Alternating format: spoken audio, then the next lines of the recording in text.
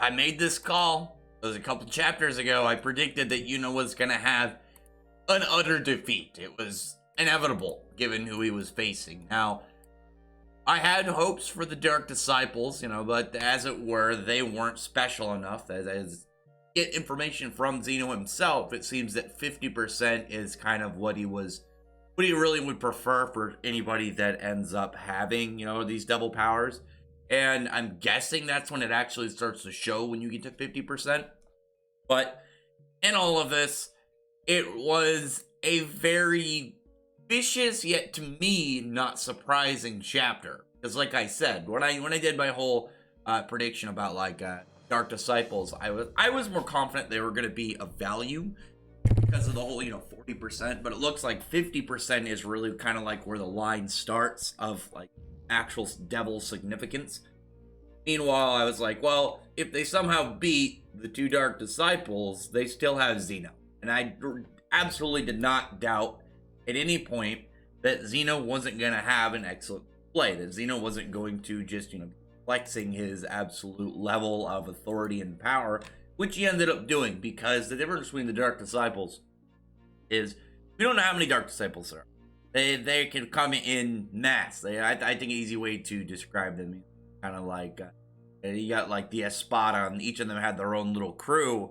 Like the little crew was more like seemingly of being allied with any of the Espada, where they were a much bigger deal, and defeating one would have to be a lot more significance. But the difference between like the Espada or even someone like the Spriggan 12 is they had a lot of number, 10 Espada, 12 of the Spriggan, whereas the Dark Triad, 3 of them. If there was like 10 of the Dark Triad or more, something like a much higher number, 9 or something, then like the arc starting out with like a big like battle and one of them being defeated would be believable. But with 3 of them, no. There's just 3 of them. We weren't going to have any of them lose this early. We just got into the start of things, and I knew that this was going to be a flex appearance. It's going to be about Zeno really just showing how powerful he is, because this is like I said, the time to do it. As it were, this is going to be one of the precedenting points, like one of the big staple positions that say this is how dangerous and how powerful the Dark Disciples are.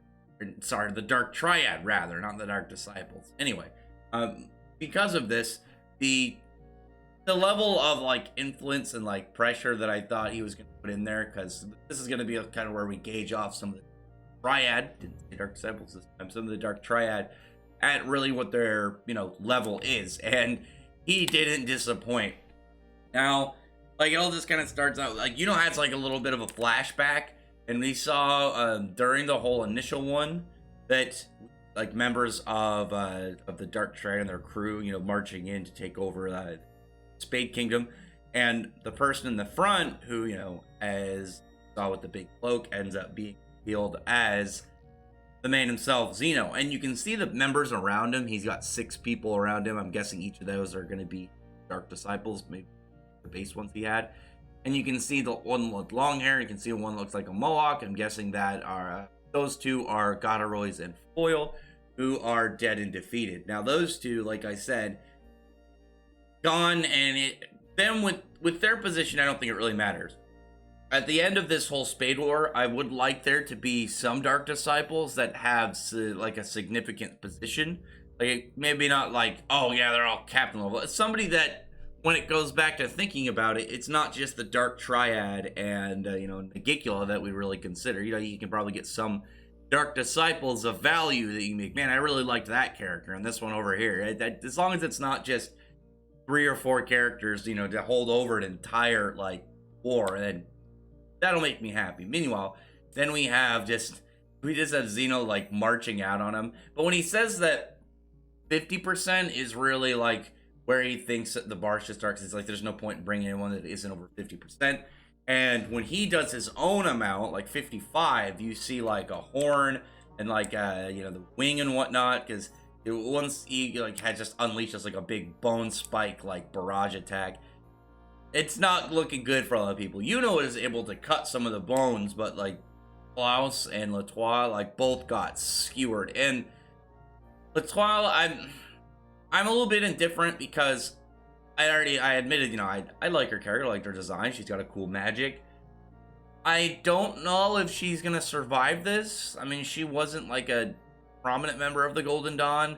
Klaus, I'm really hoping Klaus lives. Klaus, like I mentioned in my video, because I did one, I think it was last week, just saying like, I don't think Klaus is gonna die, because I want Klaus to, you know, end up being, you know, vice captain, because out of, you know, the characters in the series, Klaus was like the first one that was shown as, you know, discriminating to Asta and Yuno for being peasants, but ended up, you know, switching over and seeing what they're truly capable of, and really just admitting his mistakes. And I really like that. I really like that idea, you know, when it comes down to it. Here's like Captain Yuno and Vice Captain Klaus. You're like, yeah, he's in this position not only for being, you know, a dependable and loyal person, but I like the idea of him having that spot, knowing that, you know, way back in the dungeon arc, what he was like and where he's at now.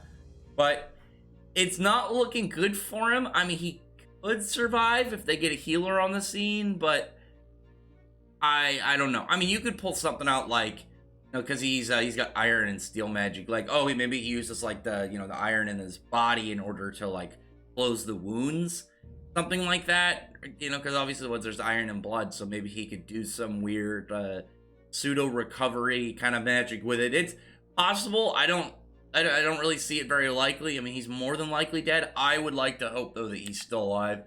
Meanwhile, you have Spirit of Zephyr go up against Xeno, and as noted, he's seeing like the erosion of it.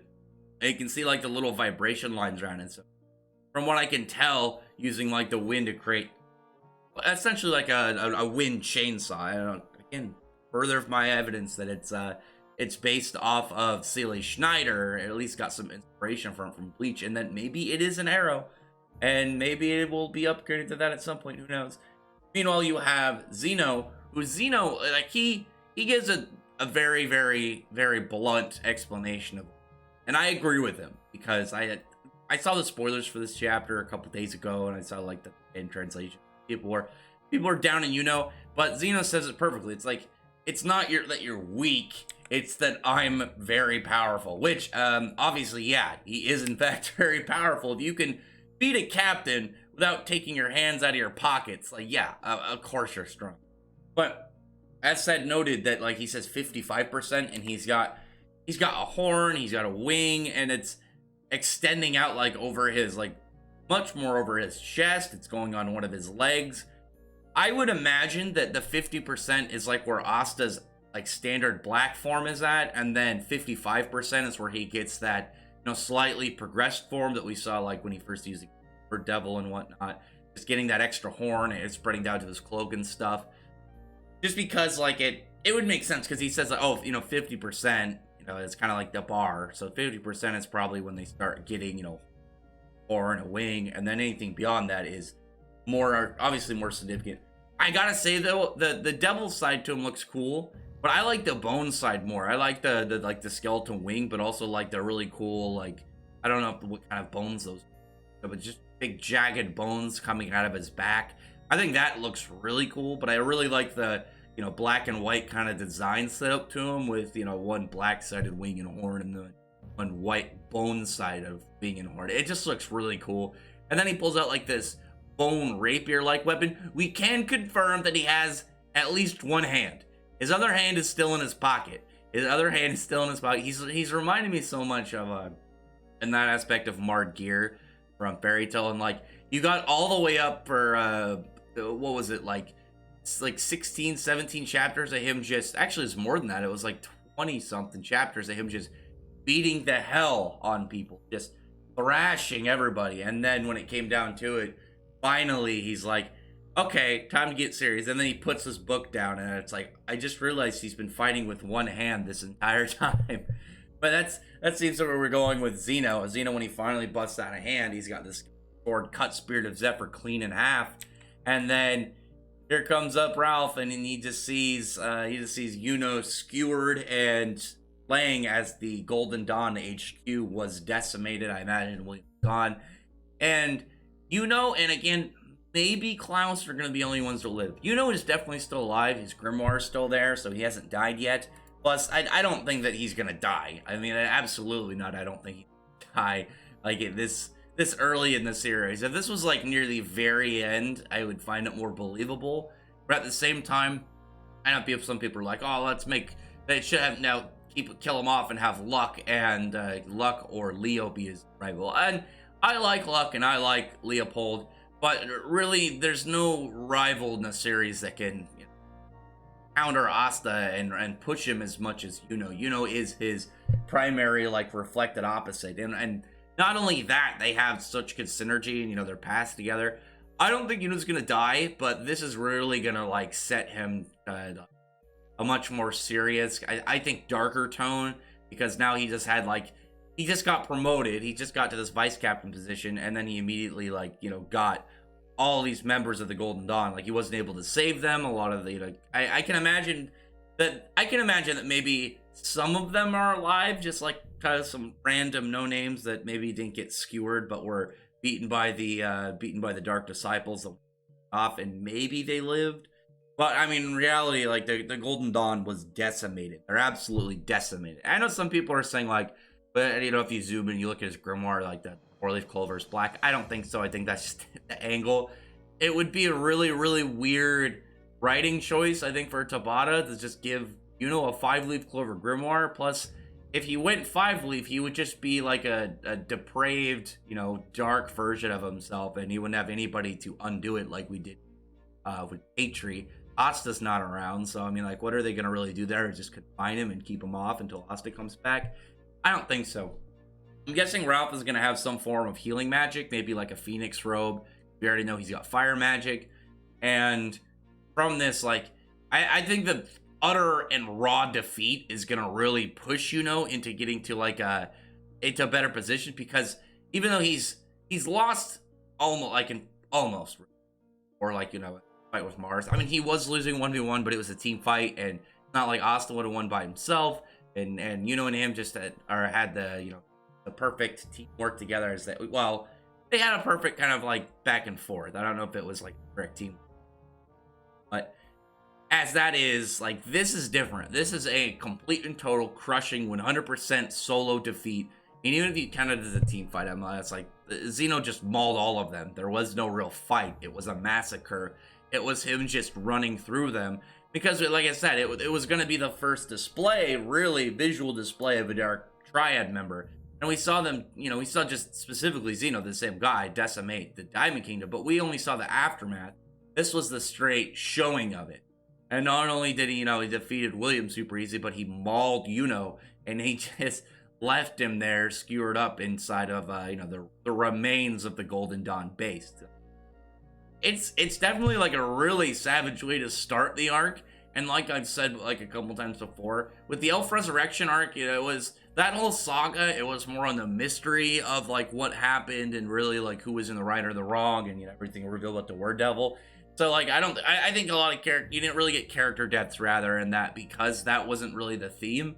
Whereas here, that's a much more severe kind of thing. Actually, looking at Spirit of Zephyr, and just not cut in half, he cut it into 4 pieces, slash, just chopped it all up. But I think this Spade War will be much more aggressive, much more serious toned, and more of like a big bloody war is supposed to be.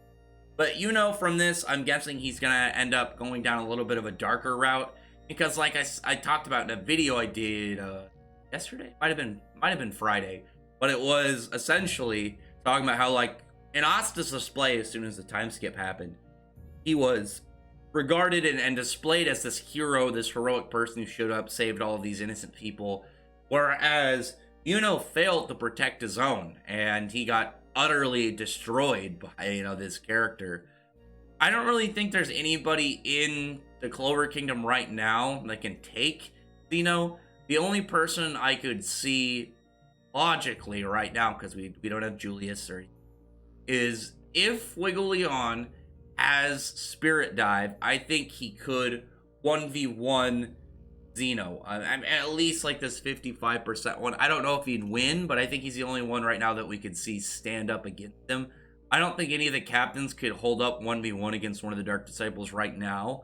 There's gonna have to be a lot of things. Like I know some people are gonna bring up Yami. I don't think Yami could. Maybe Yami eventually, because now he knows Mana Zone. If he ends up finding like a dark spirit, because the 4 great spirits, they're specifically called the great spirits. We don't know if there's like spirits in other categories. We don't know if there is like, you know, just dark spirit. It's not the, you know, the great version. I mean, it's one of those things that easily could exist in there that would be beneficial to everybody. Plus, I mean, is anybody really going to complain if we end up getting more power-up forms in Black Clover? I don't think so. They're really... That's one of those tropes in animated manga I'll never get tired of. You know, characters having cool power-up. I mean, look at this. Looks badass. And this isn't even like a super complicated design. You gave him, you know, his bone magic. He's got 1/2 devil, like, wings and horns, and he's got 1/2 skeletal. I doubt this design like took a lot for Tabata to like figure out. I think it was just the idea of the power in general. He was probably spending some time thinking. Came up with sick ass bone magic. But anyway, comment below. Tell me your thoughts are about this chapter. Tell me your thoughts about what's coming up. Like I said, I don't think Yuno's dead. I'm hoping Klaus is alive, but Yuno I don't think is dead for a second. The fact is Grimoire is still there is a sign he's still alive. He's still probably just barely breathing and just utterly crushed spiritually and mentally, that he's gonna need some like good recovery. I'm hoping we get something that's like he's having trouble just like finding a reason to go on and like find the strength within him to move, and then Asta comes back, and then it's that, you know, that presence of Asta that's able to bring Yuno back and just kind of like give him you know, the drive to move forward again. Because I think you'll need it. And it will have a nice callback to, like, the first chapter when Asta almost gave up. And then Yuno's words of encouragement and, you know, the respect that he had for his rival really picked Asta up. And for to see that now and it to have kind of like a... Asta's really, like, you know, really grown. And it'll show that even though Yuno's, like, a prodigy, he's strong and he's powerful, that he still needs other people. And especially, like, he can still be pushed and picked up by, you know, his rival, by Asta. But anyway, let's send a comment below. Thumbs up the video, friend the like button, subscribe button, and check out my other videos. But I appreciate everyone who's already subscribed, and I thank you all for listening. Bye.